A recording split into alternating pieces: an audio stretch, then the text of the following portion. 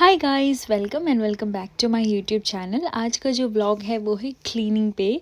मैं घर पे ही थी तो मैंने सोचा क्लीनिंग कर लूँ। वैसे मैंने बाहर जाने का सोचा था बट वेदर इतना विंडी था, इतनी हवा चल रही थी कि अगर मैं बाहर जाती तो जिस हिसाब से मेरा वेट रिड्यूस हो रहा है तो मैं आराम से बाहर उठ जाती। तो मैंने सोचा नहीं यार, आज घर पर रह के घर की क्लीनिंग की जाए, जो कि बहुत ज़्यादा इंपॉर्टेंट है। सो मैंने ऊपर वाले फ्लोर से स्टार्ट किया। ये वाला जो सेक्शन आप देख रहे हो, स्टेयर्स का सेक्शन, और ये बॉटम का सेक्शन, ये मेरे लिए बहुत टफ सफाई करना, क्योंकि वैक्यूम नहीं था, मुझे डस्ट पैड से साफ़ करना था। ये मैंने अपने चादर सुखा रखे क्योंकि आजकल कपड़े सूखना बहुत मुश्किल है विंटर्स में।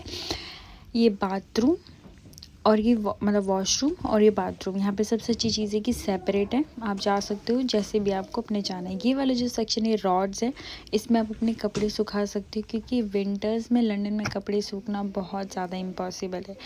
बेसिन, आपका ये ग्लास, जितनी भी चीज़ें मैं दिखा रही हूँ ये सब मुझे साफ़ करना है 1 बाय 1। और लिटरली मेरी कमर वैसी पेन हो रही थी तो मैंने सोचा कोई नहीं, स्टार्ट करते। मैंने डस्ट पैड पकड़ा और सफाई करना शुरू कर दिया। डस्ट पैड से ये वाला सेक्शन साफ़ करना इज़ क्वाइट डिफ़िकल्ट, क्योंकि ये वाले जो सेक्शंस होते हैं ना, ये वैक्यूम से ही क्लीन होते हैं और डस्ट पैड से भी हो जाते हैं, बट डस्ट पैड से आपको बहुत ज़्यादा मेहनत लगती है हाथों की।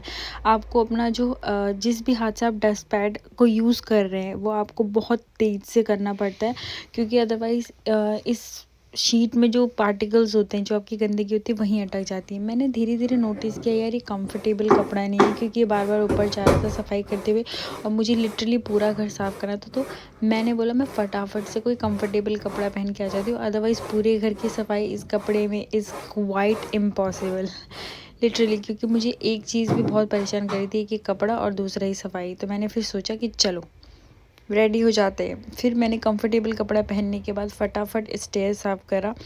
मैंने वीडियो को फास्ट फॉरवर्ड कर दिया है क्योंकि आप लोग देख के बोर हो जाओगे एक ही चीज़। मैं तो थक गई थी, बट आप देख सकते हो स्टेयर्स का एक एक जो सेक्शन है वो बहुत टाइम ले रहा था। फास्ट फॉरवर्ड में नहीं पता चलेगा। देख रहे हो आप ये कितने बाल, जैसे हम कॉम करते हैं नॉर्मली, पता नहीं कहाँ से, मुझे तो समझ नहीं आता। घर के अंदर कॉम करते हैं, वहाँ डेली झाड़ू मारते हैं, यहाँ पता नहीं कहाँ से आ जाता है।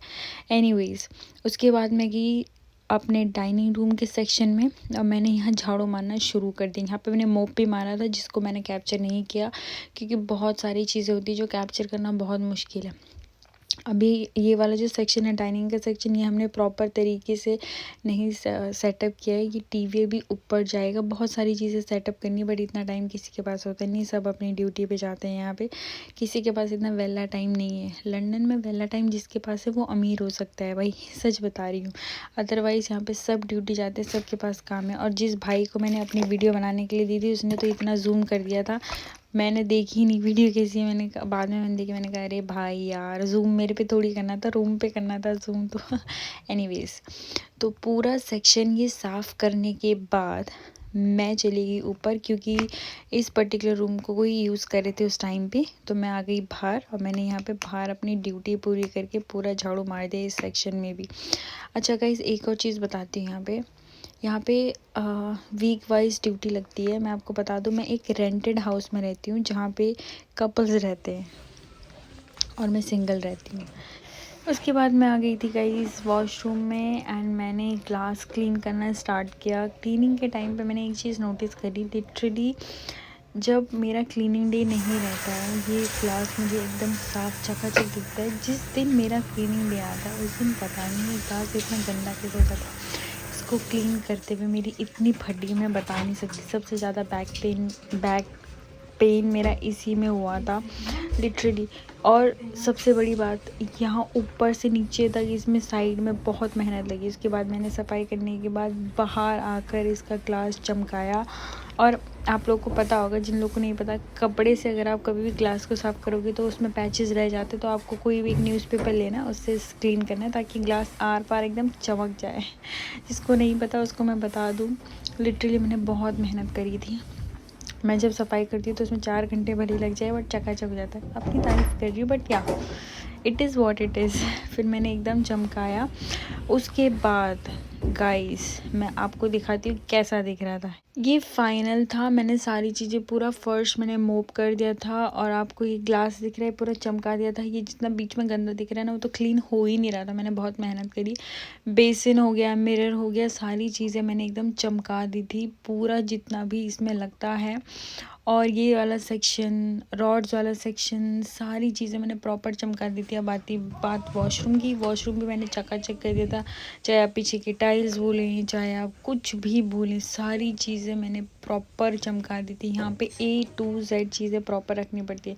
उसके बाद मैं आई किचन में। किचन में जैसे आई मैं बहुत फ्रस्ट्रेट हो गई थी, क्योंकि मैंने देखा किचन तो बाद में साफ़ होगा, पहले मेरे बर्तन धुल जाए।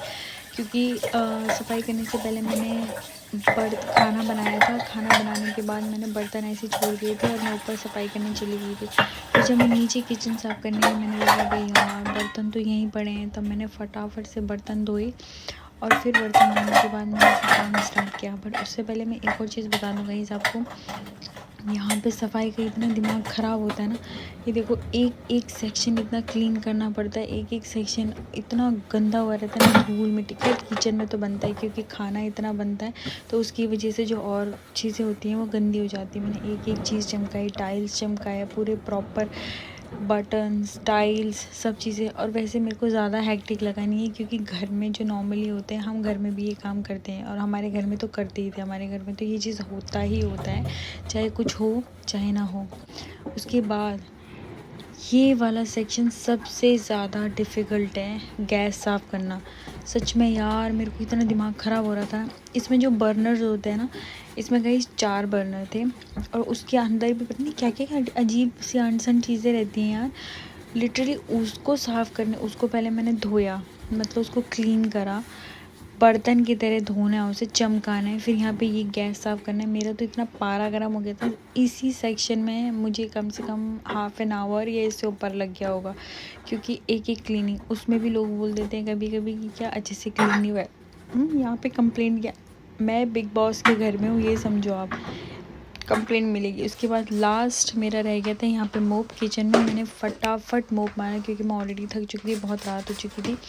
फटाफट मोप मारने के बाद मैंने अपनी क्लीनिंग करी डन, और उसके बाद मैं चली सोने। मैंने लाइट्स ऑफ करी किचन की, क्योंकि ड्यूटी रहती है, सारी लाइट्स आपको ऑफ़ करनी होती है अगर आप कहीं से भी किसी भी सेक्शन से जा रहे हो। ठीक है गाइस, आप मुझे बताइएगा आपको क्लीनिंग कैसी लगी और आज का व्लॉग कैसा लगा। Hit like, comment and share पक्का बताना यार, मुझे ज़रूर सुनना है। Love you, bye.